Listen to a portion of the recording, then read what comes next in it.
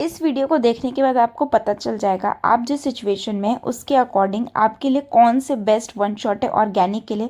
अगर आपको 11th में आपने कुछ भी नहीं पढ़ा है उसके बाद भी हम किससे देखें कि आपको मुनील सर को फॉलो करना चाहिए, विजेता बैच को फॉलो करना चाहिए, कि आपको भरत पंचाल सर के वीडियोज़ को फॉलो करना चाहिए, या फिर आपको फॉलो करना चाहिए सौरभ रैना सर के वीडियोज़ को।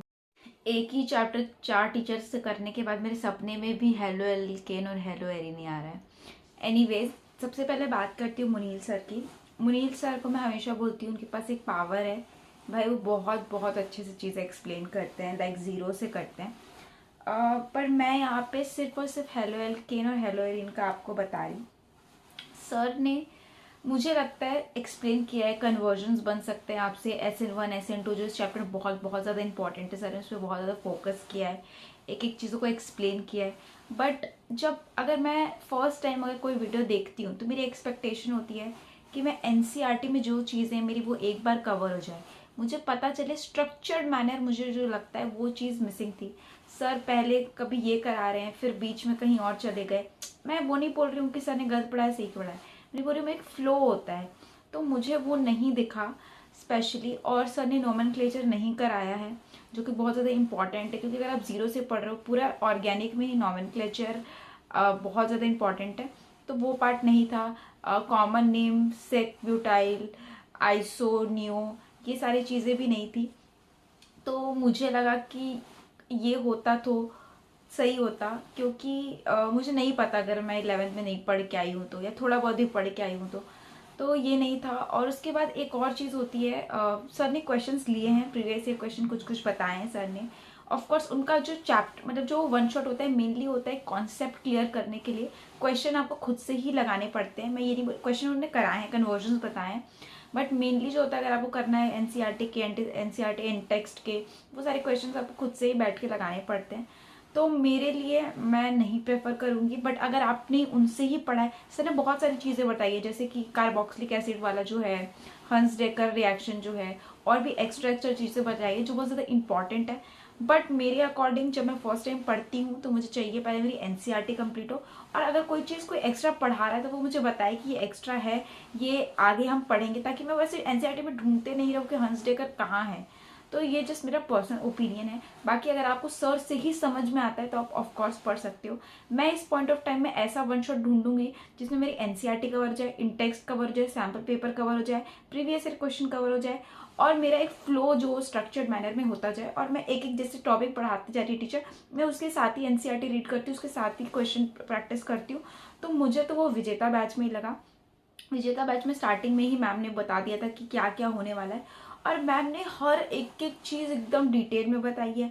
आइसोमर भी बताया है, एक इन टेक्स्ट क्वेश्चन में एक एग्जाम्पल में आइसोमर है, तो मैम ने वो भी बताया है। इसमें मैम ने पूरी चीज़ें कवर की। एलाइलिक हेलोजिनेशन जो है वो NCERT में नहीं है, बट इन टेक्स्ट क्वेश्चन में ये क्वेश्चन आ चुका है, और इवन आपके प्रीवियस ईयर क्वेश्चन में भी ये आ चुका है। तो मेरे को लगता है मैम ने इतना बहुत बहुत अपना बेस्ट दिया है। आपको बहुत ज़्यादा प्रैक्टिस करनी पड़ती है कन्वर्जन्स की, नेम रिएक्शन की। तो जब भी आप पढ़ो तो लिख लिख एक एक चीज़ करो।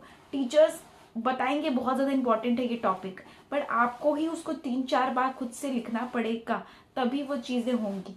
एक बार में अगर आप सोच रहे हो वन शॉट देख के, कोई भी वन शॉट देख लो, मैं स्पेसिफिक नहीं बोल रही हूँ, कोई भी वन शॉट देख के आपको लग रहा है कि बस ये वन शॉट देखने के बाद मेरा तो ऑर्गेनिक हो गया, तो आप बहुत बड़ी गलती पे हो, क्योंकि कन्वर्जन कहीं से भी आ सकते हैं। नो मैटर आप कितना भी प्रैक्टिस कर लो, आपको प्रीवियस ईयर क्वेश्चन का हर एक क्वेश्चन करना ही पड़ेगा अगर आप फाइनल एग्जाम में करना चाहते हो। तो NCERT और प्रीवियस ईयर क्वेश्चन से बाहर कुछ नहीं आता।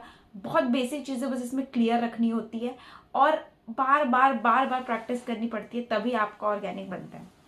अब बात करते हैं भारत पंचाल सर का। भारत पंचाल सर ने नॉमेनक्लेचर कराया है, बट मुझे लगता है उन्होंने भी एराइलिक हेलोजिनेशन में उनके नोट्स पे भी ढूंढ रही थी, नहीं मिला मुझे। और उसके बाद प्रीवियस ईयर क्वेश्चन उन्होंने कराए हैं, मैं रिविजन पर्पस के लिए ही बोलूँगी उनका लेक्चर। कॉमन नेम्स उन्होंने नहीं कराए हैं। मेरे अकॉर्डिंग कुछ ना कुछ हर वीडियो में मुझे मिसिंग ही लगा। आपको रिवीजन पर्पस वाली ही कैटेगरी में डालूंगी। देखो यार, ऑर्गेनिक कोई भी चैप्टर अगर 1-2-3 घंटे में आप कंप्लीट कर रहे हो तो वो रिवीजन पर्पस के लिए ही है मेरे अकॉर्डिंग। बाकी आप देख सकते हो। उसके बाद है सौरभ रैना सर। सर ने इतना एफर्ट, लाइक वो सर व्हाइट बोर्ड में पढ़ाते हैं यार। अगर आप उनसे नहीं भी पढ़ते हो ना तो भी उनका वीडियो जाके सर्च करके थैंक यू जरूर लिखना। इतना एफर्ट, अगर आपको एनसीईआरटी पूरी करनी है with in text and example, तो आप सर के देख सकते हो। सर एक एक मतलब एनसीईआरटी की सारी इंपॉर्टेंट चीज़ें बोर्ड में लिखते हैं और उसको एक्सप्लेन करते हैं।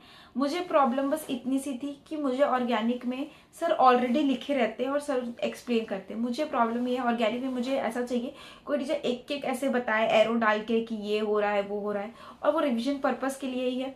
सर आपसे एक्सपेक्ट करते हैं कि आपको नॉमेनक्लेचर आना चाहिए, आपको पता नहीं चाहिए न्यूक्लियोफिलिक सब्स्टिट्यूशन क्या होता है, मतलब बेसिक नॉलेज पहले से होनी चाहिए। तो ये मेरा फाइनल वर्डिक्ट है।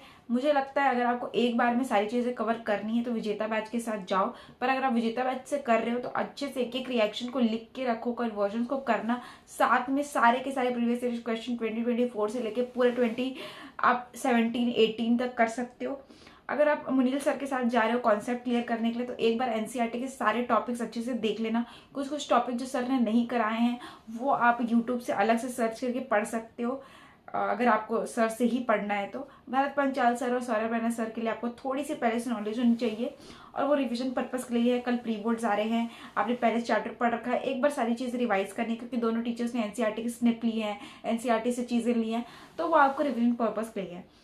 मैंने तो अपनी ऑर्गेनिक मोनिका बेदी मैम से ही करी थी। उनके ओल्ड लेक्चर्स भी अभी भी पूरे रेलेवेंट है, डिटेल्ड लेक्चर ही मैंने सारे किए थे, कुछ 14 लेक्चर हैं उनके।